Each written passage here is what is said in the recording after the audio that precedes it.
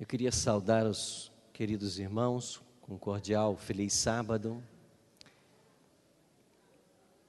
É a primeira vez que eu venho à cidade de Sorocaba. E uma cidade muito bonita, bem organizada. Vocês têm aqui uma linda igreja. Irmãos amistosos, cordiais. Que Deus seja louvado por tudo isso. Obrigado, Dalise, pelo convite que você nos fez. Ela e a Alana são aí servidores da Novo Tempo. Estão conosco nessa manhã. Dalise é membro aqui, né? A Alana não, né? Está em Jacareí. Me faço acompanhar da minha esposa, Juliana. E feliz em estar aqui na igreja do pastor Dirceu, que é um grande amigo que nós temos. Me informaram que ele está pregando hoje em outra igreja.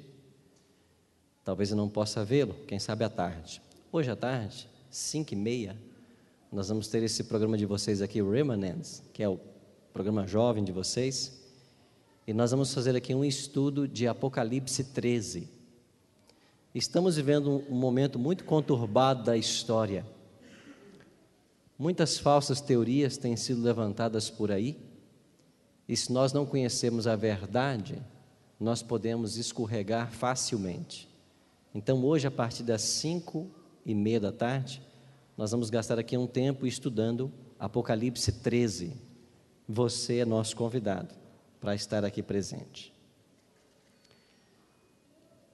Eu queria convidar você, aqui no estudo bíblico dessa manhã, nós aprendêssemos um pouquinho mais sobre 2 salmos da palavra de Deus. Mas antes de lermos propriamente os 2 salmos, eu queria contextualizar vocês da história dos salmos. Você se lembra que Deus nunca quis para o povo de Israel uma monarquia. Deus sempre intencionou para o seu povo uma teocracia. Na teocracia, é Deus quem governa. Mas o povo de Israel, sempre querendo imitar as nações vizinhas, pediu a Deus um rei. E Deus permitiu. Qual foi o primeiro rei em Israel? Saul. Qual foi o segundo rei de Israel? Davi. E o terceiro? Salomão.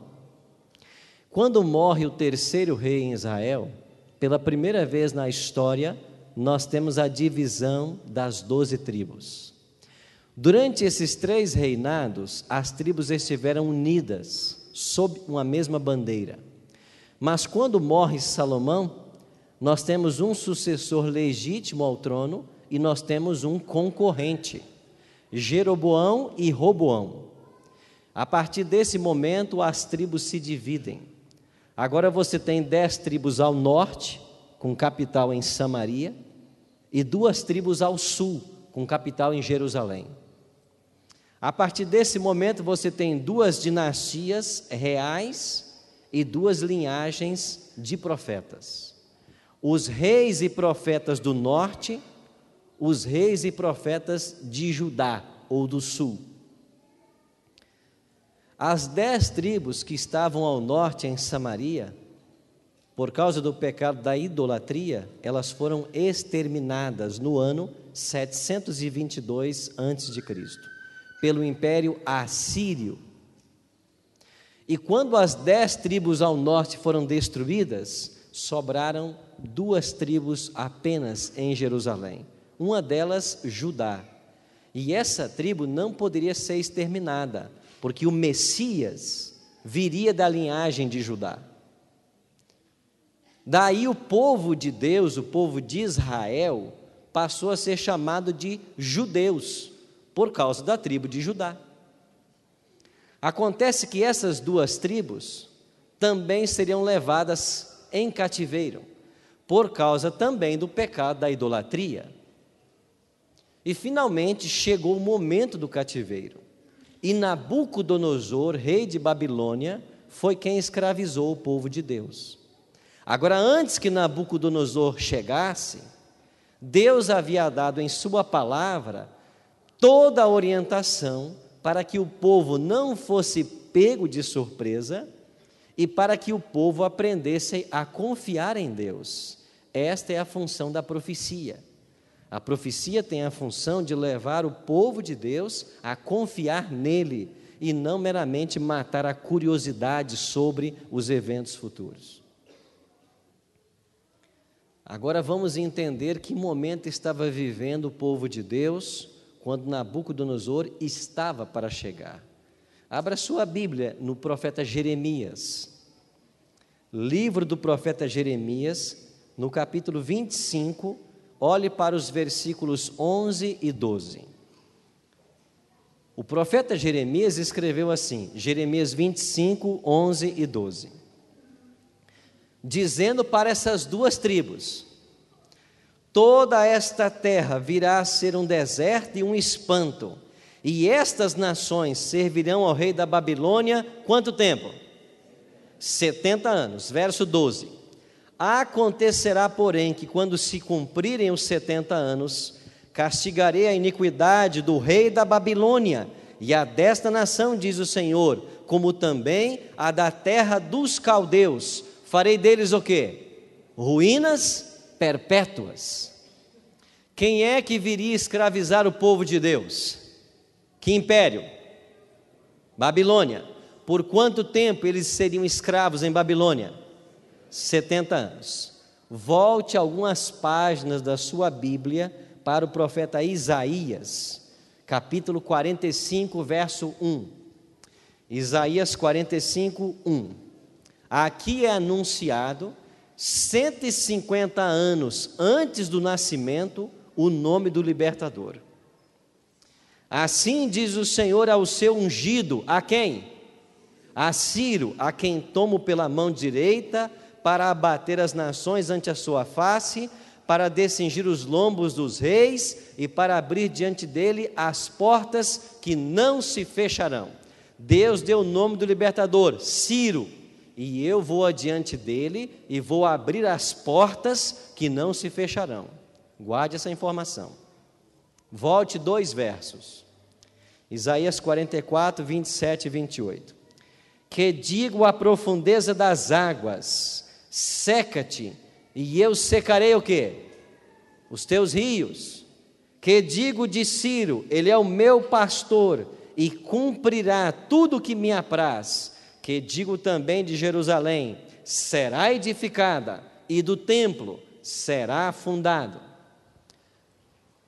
A profecia está dizendo de que o templo seria destruído, e a cidade seria destruída, mas Deus levantaria um libertador chamado Ciro.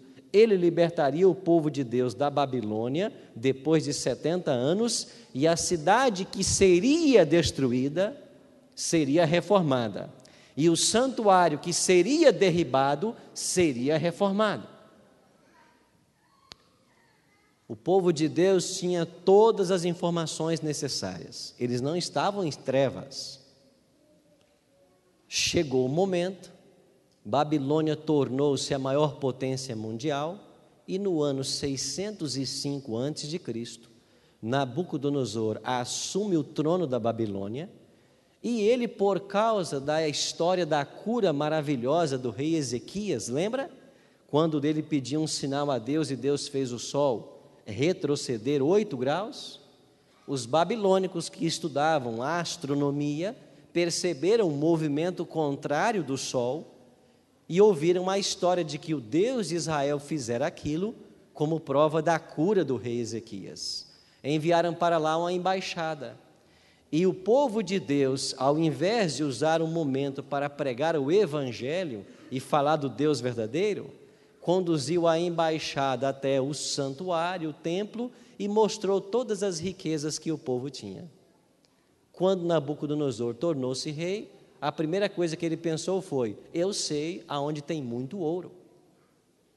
E ele foi até Jerusalém e escravizou a cidade. Nabucodonosor invadiu Jerusalém 3 vezes, 605, 597, 586. Lembre-se que antes de Cristo, nós usamos uma contagem decrescente. Na primeira invasão babilônica, Nabucodonosor levou apenas os príncipes judeus como cativos, entre eles 4 jovens que nós conhecemos bem: Daniel, Ananias, Misael e Azarias. Daniel tinha 18 anos quando ele foi levado para a Babilônia. A viagem durava 1.500, ou distanciava 1.500 quilômetros, talvez uns 3 meses de caminhada. E Daniel tinha 18 anos quando ele foi levado para a Babilônia.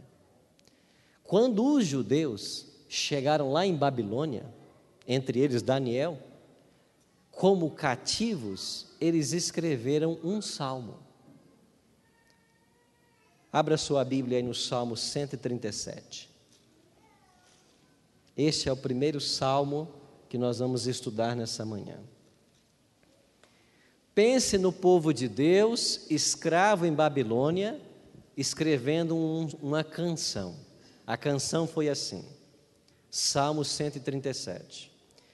Às margens dos rios da Babilônia, nós nos assentávamos e chorávamos, lembrando-nos de quê? Sião. Quais são os rios da Babilônia? A Babilônia fica numa região da terra chamada Mesopotâmia. E a palavra mesos quer dizer entre e potames, rios. Babilônia está construída em cima ou numa terra entre o Tigre e o Eufrates. Eram os 2 rios da Babilônia. Quando os judeus chegaram, às margens do Tigre e Eufrates, eles começaram a chorar, lembrando-se de Sião. Sião é uma montanha, e em cima do monte Sião estava o templo construído por Salomão. Então, lembrar-se de Sião, sentir saudades de Sião, é saudades do santuário, do templo. Verso 2. Nos salgueiros que lá havia, pendurávamos as nossas harpas, pois aqueles que nos levaram cativos nos pediam canções, e os nossos opressores que fôssemos alegres, dizendo: entoai-nos alguns dos cânticos de Sião. Como, porém, haveríamos de entoar o canto do Senhor? Aonde? Em terra estranha. Os caldeus ou babilônicos disseram assim para os judeus escravos: cantem para nós os cânticos que vocês cantam lá no templo no monte Sião. E eles disseram assim: nós cantarmos o canto do Senhor em terra estranha, jamais. Que a nossa mão direita se resseque, para que nunca mais tanjamos nossa harpa. Que a língua cole no céu da boca, para que nunca mais cantemos. Se eu de ti me esquecer, ó Jerusalém, a minha maior alegria. Agora fique sabendo uma coisa, babilônicos, nós só iremos ficar aqui 70 anos, porque quando se passarem 70 anos, Deus vai levantar um homem chamado Ciro. Nós não sabemos quem ele é, mas Deus vai levantá-lo, e ele vai nos libertar das mãos de vocês. Pois bem, o tempo passou. Aquele garoto que tinha 18 anos quando foi levado para a Babilônia, estava com quase 88 anos. E nesse momento da história, a profecia se cumpre. Deus levantou um homem chamado Ciro, que se aliou ao seu tio Dario, e fizeram uma fusão dos impérios medos e persas.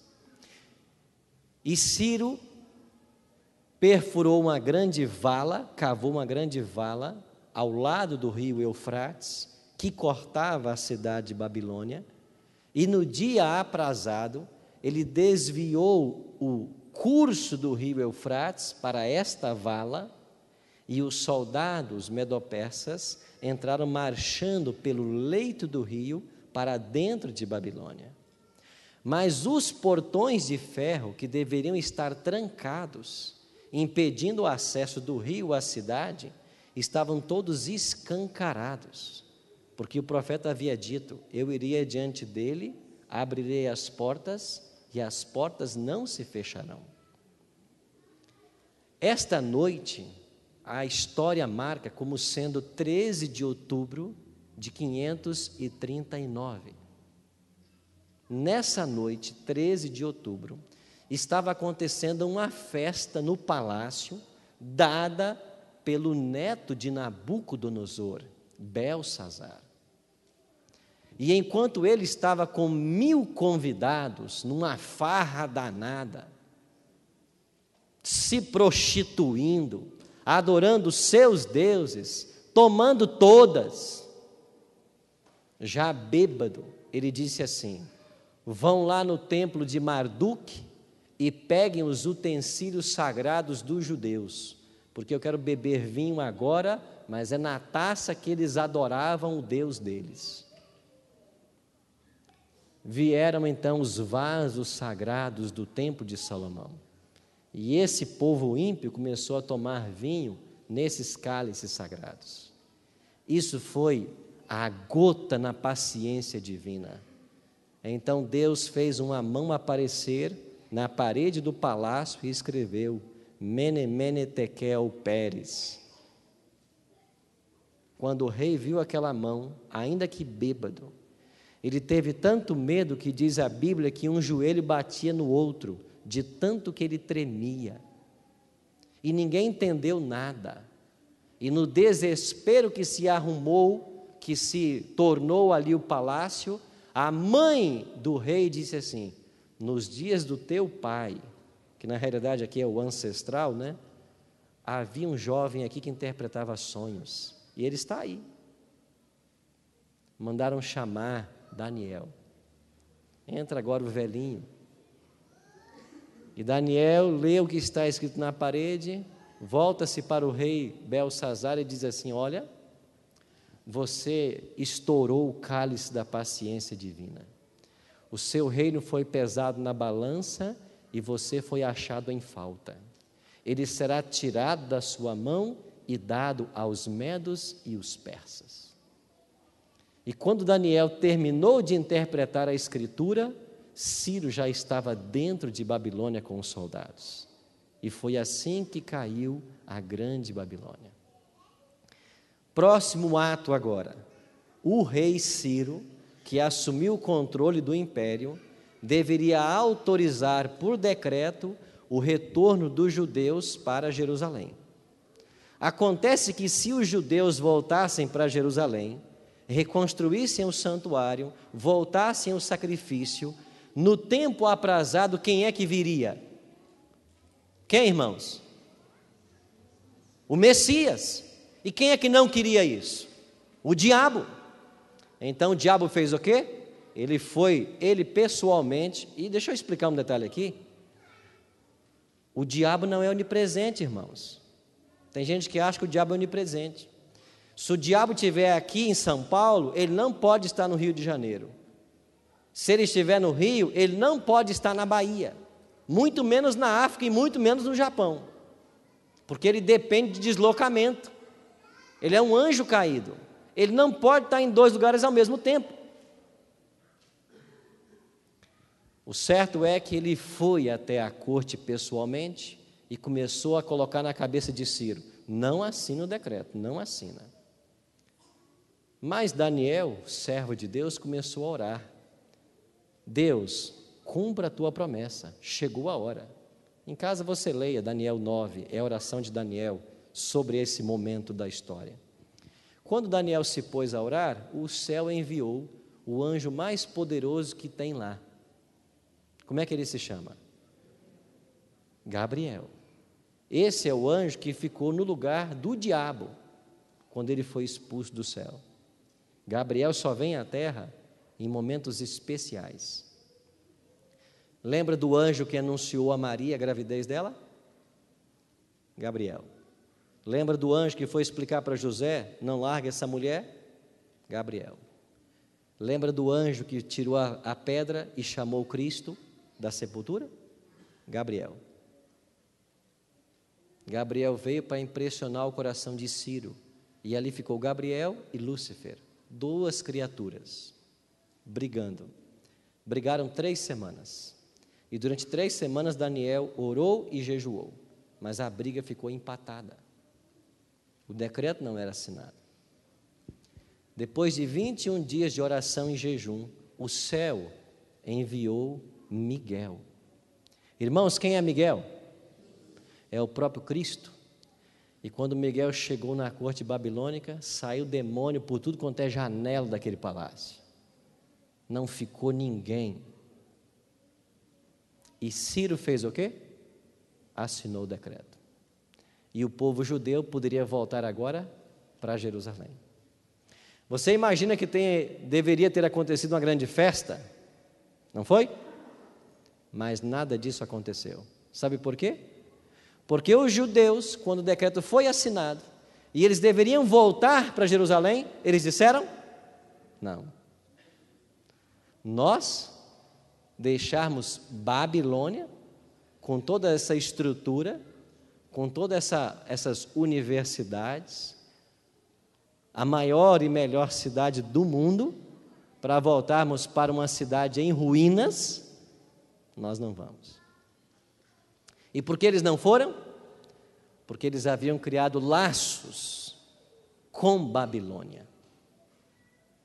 Por isso eles não voltaram. Mas algumas famílias voltaram, cerca de 2.000 famílias, nesse primeiro regresso. Essas 2.000 famílias que voltaram, num tempo difícil, elas reconstruíram a cidade, o santuário, e no dia de reinaugurar o santuário, havia uma turma chorando e uma turma sorrindo. Sorria quem nasceu em Babilônia, nunca havia visitado a cidade santa, nunca havia subido o Monte Sião, nunca havia visto o templo, ainda que esse templo agora em nada se comparasse ao de Salomão, porque Nabucodonosor havia destruído. Mas aqueles idosos que voltaram de Babilônia viram que essa casa reformada em nada se comparava ao templo antigo, e esses estavam tristes, e muito mais tristes, sabe por quê? Porque dentro do Santíssimo, onde outrora estivera a Arca da Aliança, e dentro da Arca as 2 tábuas da lei, símbolo da aliança com Deus, ela não estava mais aí. Ela havia sido escondida por alguns judeus piedosos antes da invasão babilônica, e agora no Santíssimo eles colocaram apenas uma pedra. E nessa cerimônia agridoce, levantou-se o profeta Ageu e profetizou o que está escrito no seu livro, quando Ageu diz assim, Ageu 2, 8 e 9: a glória desta última casa será maior do que a primeira, porque nela pisará o desejado de todas as nações. É daí que Ellen G. White tira o título para o seu livro. O sacrifício voltou, e na plenitude dos tempos, como diz a palavra de Deus, quem veio? O Messias. E quando Jesus vem, entra no templo pela primeira vez, e Mateus 24, verso 1 registra esse momento, e depois você tem Cristo morrendo na cruz, e depois indo para o santuário celestial. E esses atos da vida de Cristo representam ou significam a derroca do reino de Satanás. Porque vindo o Messias, o povo de Deus estava salvo. Esses judeus que voltaram, reconstruíram o templo, eles também escreveram um salmo, Salmo 126. O Salmo 126 é o contraponto do Salmo 137. Quando os judeus voltaram de Babilônia, eles escreveram esse cântico. E você percebe que é um cântico de romagem. Deve ser cantado enquanto se caminha. E eles cantaram assim: quando o Senhor restaurou a sorte de Sião, ficamos como quem sonha. Então a nossa boca se encheu de riso e a nossa língua de júbilo. Então entre as nações se dizia: grandes coisas tem feito o Senhor por eles. Com efeito, grandes coisas fez o Senhor por nós, por isso estamos o quê? Alegres. Esse salmo foi escrito nesse contexto. Eles voltaram de Babilônia e voltaram louvando a Deus e cantando. Os que saem andando e chorando enquanto semeiam, voltará com júbilo trazendo os seus feixes. Restaura, Senhor, a nossa sorte como as torrentes do Neguebe. Isso é história, não é?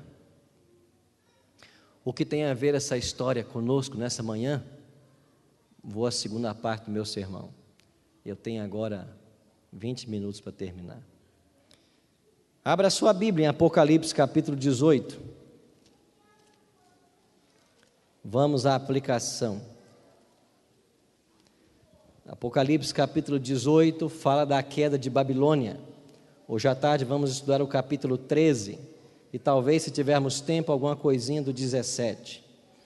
Apocalipse 18, versículo 4. Então exclamou com grande e potente voz: Caiu, caiu, a Babilônia se tornou morada de demônios, covil de toda espécie de espírito imundo e esconderijo de todo gênero de ave imunda e detestável. Verso 4: Ouvi outra voz do céu dizendo: Retirai-vos dela, povo meu, para não serdes cúmplices em seus pecados e para não participar dos seus flagelos. O anjo está clamando o povo para se retirar da onde, irmãos? Da onde? Mas espera aí. João escreveu o Apocalipse no final do 1º século. Babilônia caiu no 6º século antes de Cristo. De quem João está falando? É claro que não é da Babilônia física, a cidade, é uma Babilônia espiritual ou mística. E eu pergunto para os irmãos, nessa manhã, aonde está a Babilônia hoje? Essa Babilônia espiritual, mística, aonde ela está? Eu não vou voltar ao Gênesis e falar de Babel, Torre de Babel, nada disso, eu vou adiantar-me. Babilônia significa confusão. E a Babilônia mística de Apocalipse, ela fala dos dias atuais, quando nós temos uma verdadeira confusão religiosa generalizada.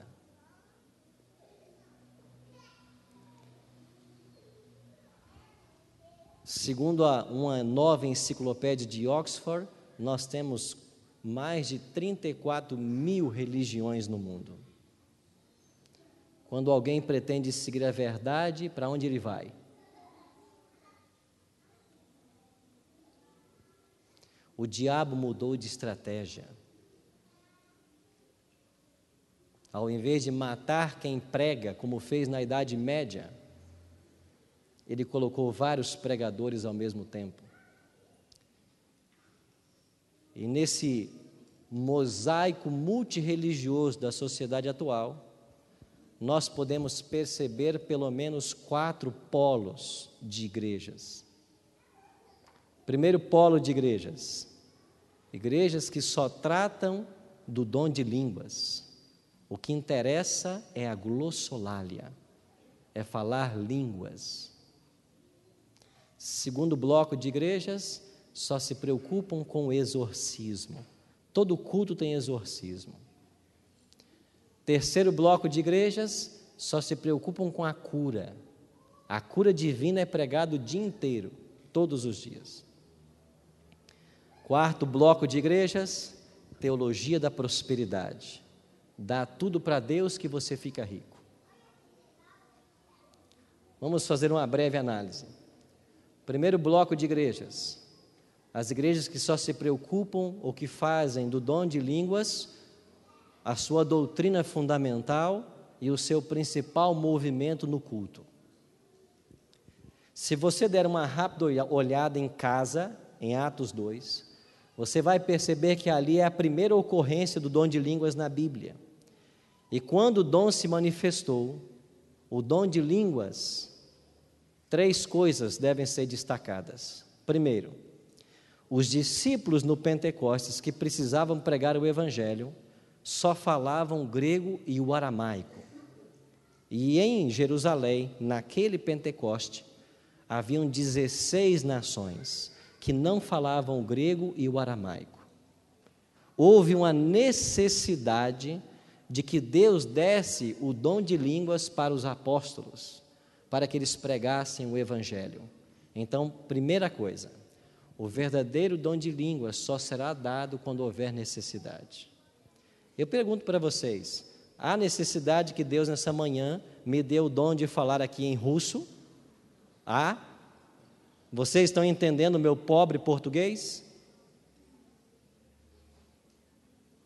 Primeiro, só vai ser dado o dom de línguas verdadeiro quando houver necessidade.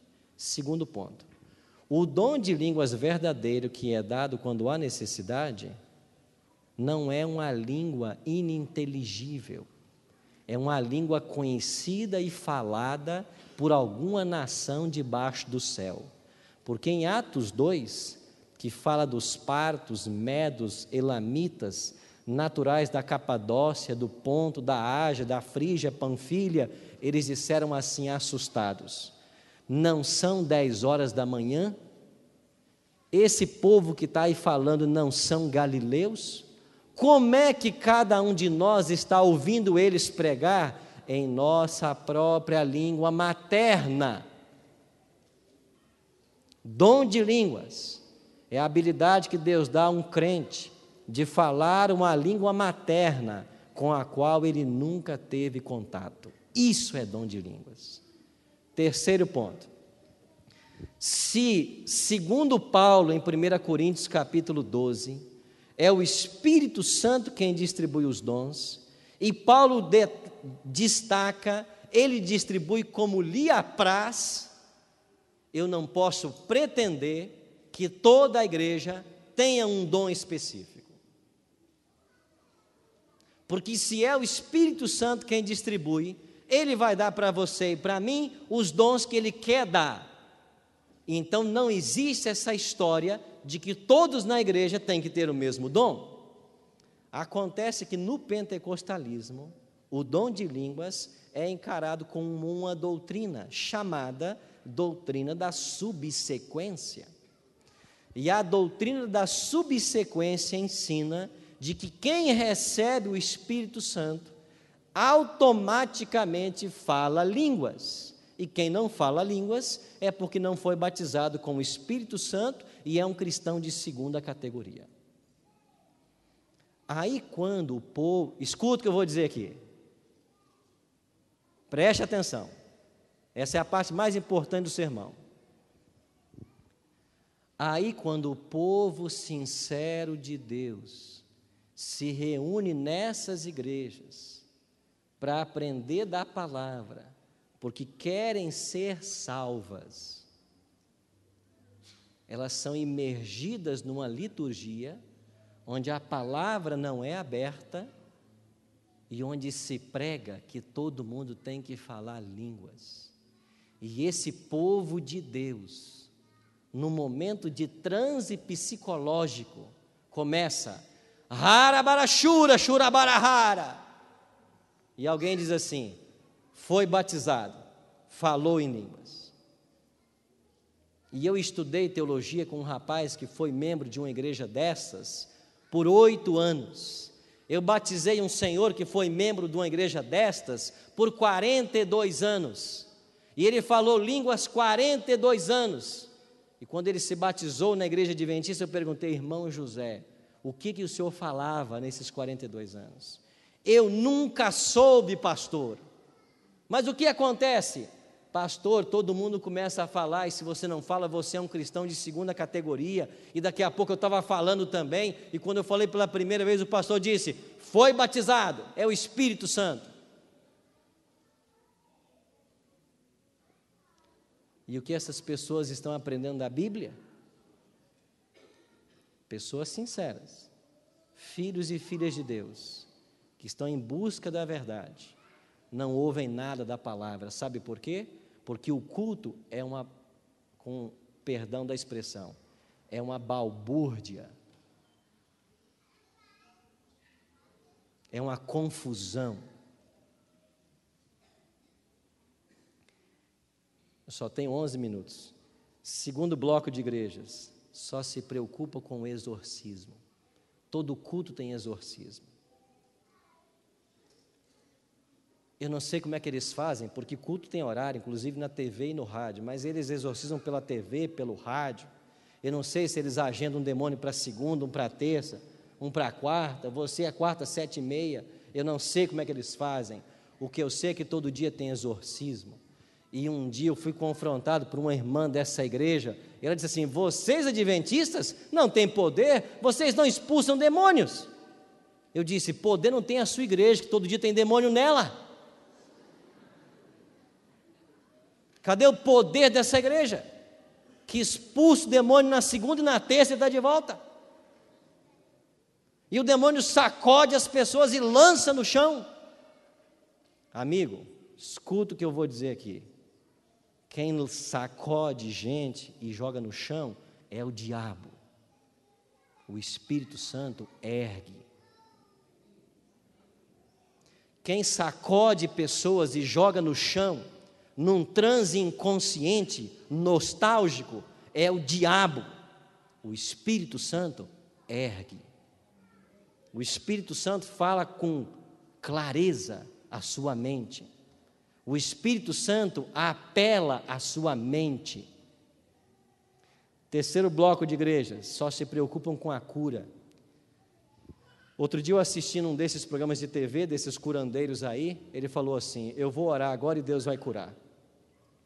Ele fez uma oração lá e disse assim: Deus me falou agora que alguém aqui no auditório foi curado de um problema de coluna. Aí tinha uma irmãzinha sentada aqui nos primeiros bancos, levantou a mãozinha: pastor, foi eu. Ele disse: não, não foi você não. Uma segunda: foi eu. Não, não. Uma terceira pessoa lá atrás levantou a mão: é você que foi curado. Um desses curadores que usa óculos, um dia foi no Maracanã fazer um grande ajuntamento, onde as pessoas saíram com sacos de dinheiro. Em um momento daquela programação, ele disse assim: eu vou orar e Deus vai curar. Ele orou e disse: agora você está curado, jogue o seu óculos fora, porque você foi curado. Uma repórter, e você sabe que tem repórter que não presta, né? Por que o senhor orou e o senhor não jogou o seu óculos fora?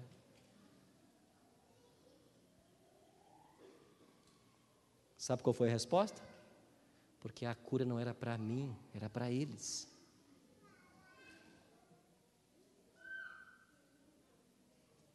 Quarto bloco de igrejas, só se preocupa com teologia da prosperidade. Só no Rio de Janeiro, em uma comarca, existem 3.000 processos contra uma dessas igrejas, por apropriação indébita. Gente que no calor da promoção que eles fazem, eu li de um rapaz que vendeu até o colchão que ele dormia para dar para a igreja. Na Bíblia, existe um plano claro de Deus. Você dá o seu dízimo e a sua oferta. Dízimo é 10% e mostra que você é honesto. Oferta você dá quanto você quiser. Demonstra sua gratidão. Esse é o plano sistemático de Deus. E existem milhares de pessoas nessas igrejas, gente de Deus, gente sincera, mas que estão perdendo tudo porque estão sendo enganadas. Falar línguas é um dom bíblico, exorcismo é um dom bíblico, curar é um dom bíblico, teologia da prosperidade não é bíblico, mas Deus prometeu abençoar os que forem fiéis, nos dízimos e nas ofertas. Você entendeu que o diabo fez uma contrafação? Ele pegou o que é verdade e transformou em mentira? Para onde vamos agora? Apocalipse 16, 12. Apocalipse 16, 12, sexta praga. Das 7 pragas, a sexta praga contém elementos simbólicos. E os elementos simbólicos estão aí, porque nada na Bíblia é por acaso. Leia a sexta praga. Apocalipse 16, 12. Derramou o cesto a sua taça, aonde, irmãos? Sobre o grande rio Eufrates, cujas águas se secaram, para que preparasse o caminho dos reis que vem da onde? Do oriente ou do nascente do sol. Você lembrou de Babilônia agora? Você se lembrou do rio Eufrates? Você se lembrou da estratégia de Ciro secando o rio? Tudo isso que aconteceu com o povo de Deus no 6º século antes de Cristo é uma tipologia do conflito final entre Cristo e Satanás, prefigurado na 6ª praga. É por isso que a 6ª praga termina com a expressão Armagedon. Ciro é um tipo de Cristo. E o secamento do rio Eufrates significa a preparação política e social para a volta de Cristo. Os reis do Oriente ou do nascente do sol, Cristo e seus anjos. Ou seja, já podemos ouvir os passos de um Deus que se aproxima. Bem, como tudo aqui é simbólico, tipológico, eu tenho uma péssima notícia para dar para vocês. Ciro é um tipo de Cristo, o secamento do rio Eufrates é tipo de uma realidade espiritual, a Babilônia hoje é a Babilônia mística, mas quando o decreto for assinado para que o povo de Deus saia de Babilônia para ir para a Nova Jerusalém agora, muitos não quererão ir pelo mesmo motivo. Sabe qual o motivo? O que eu disse sobre a primeira Babilônia? Criaram laços, prosperaram, criaram laços e raízes em Babilônia.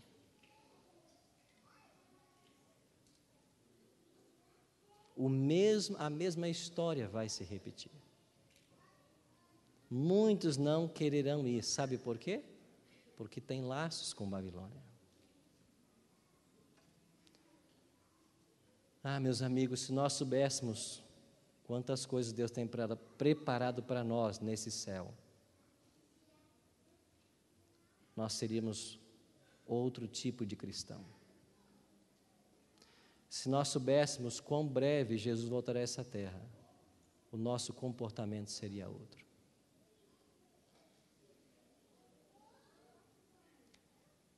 Meu apelo nessa manhã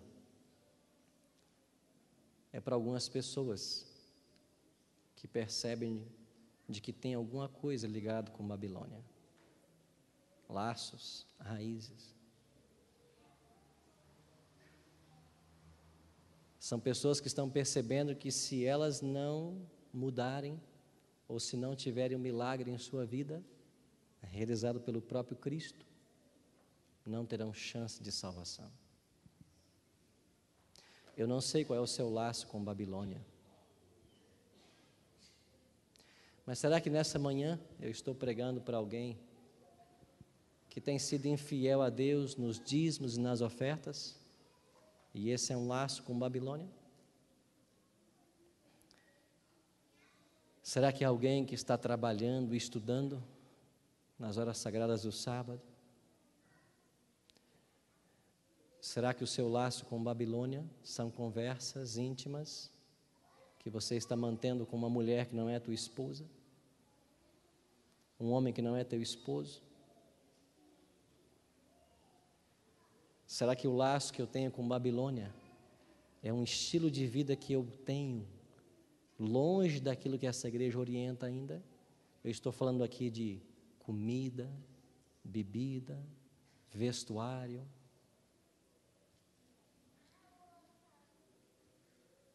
Será que eu tenho algum laço com Babilônia? A péssima notícia é que a história vai se repetir. Muitos vão ficar com Babilônia.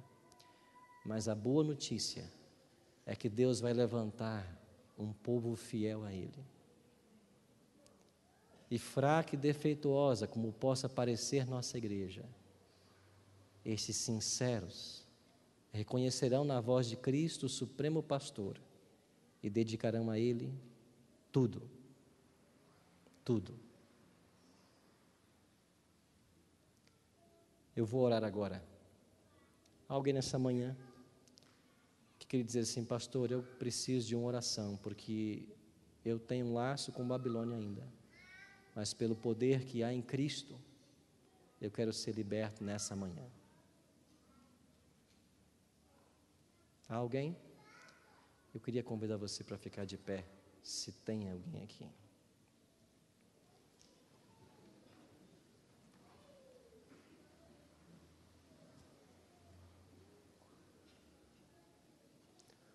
Um segundo apelo. Eu não conheço vocês, a não ser meu amigo Gilmar, que está ali. Há alguém nessa manhã que sente no seu coração o desejo de se entregar a Cristo? Conhecer mais sobre as doutrinas da Bíblia e um dia se tornar membro dessa igreja, aceitando a Cristo como Salvador? Se houver, eu queria convidar você para vir aqui à frente. Eu queria orar com você aqui. Alguém? Você pode vir aqui, por favor? Louvado seja Deus. Você pode subir aqui comigo? Alguém mais? Vem aqui. Você hoje pela manhã ouviu o Espírito Santo falando com você? Dizendo assim, olha, eu tenho uma igreja para você. Não é uma igreja santa, está cheia de pecadores, mas é uma igreja que tem a verdade da palavra de Deus. E quando o povo se reúne, o Espírito Santo se faz presente, porque Ele aqui é adorado. Louvado seja Deus pela decisão de vocês. Alguém? Tem gente aí ainda em pé aí, que não é membro da igreja aqui, nunca foi batizado. Mas o Espírito Santo está chamando você. Vem.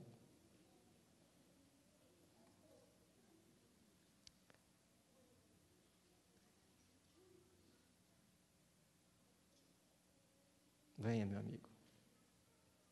Venha, meu jovem.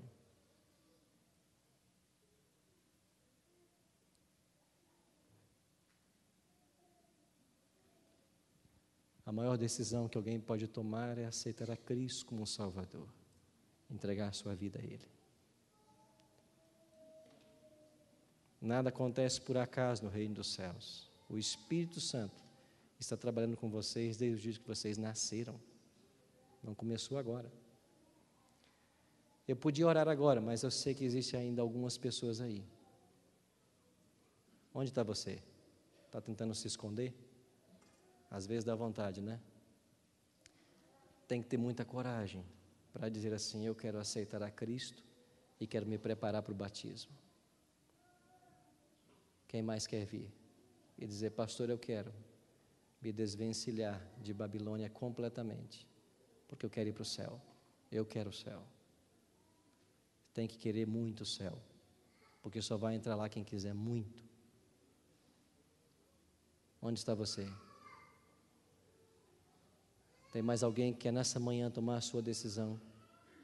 Porque o Espírito Santo está falando com você? Tem? Venha.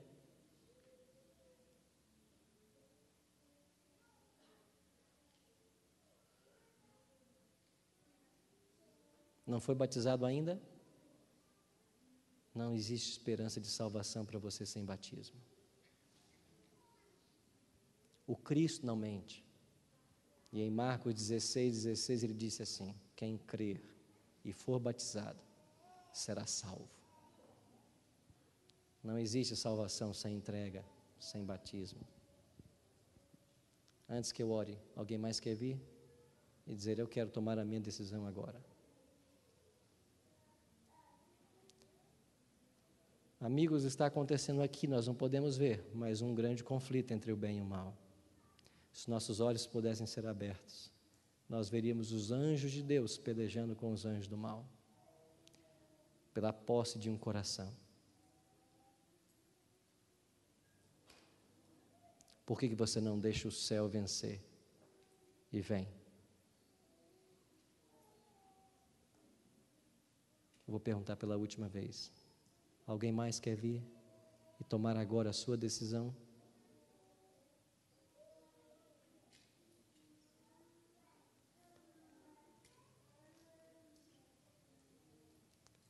Feche seus olhos. Pai Santo, louvamos o Teu nome porque a graça de Cristo viaja há 2000 anos do Calvário e alcança todos nós nessa manhã.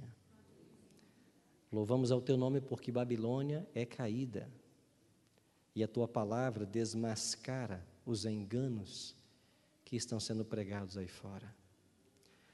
Louvamos ao teu nome porque aqui na tua igreja existem pessoas sinceras que estão aqui buscando a tua direção para as suas vidas, buscando o teu poder.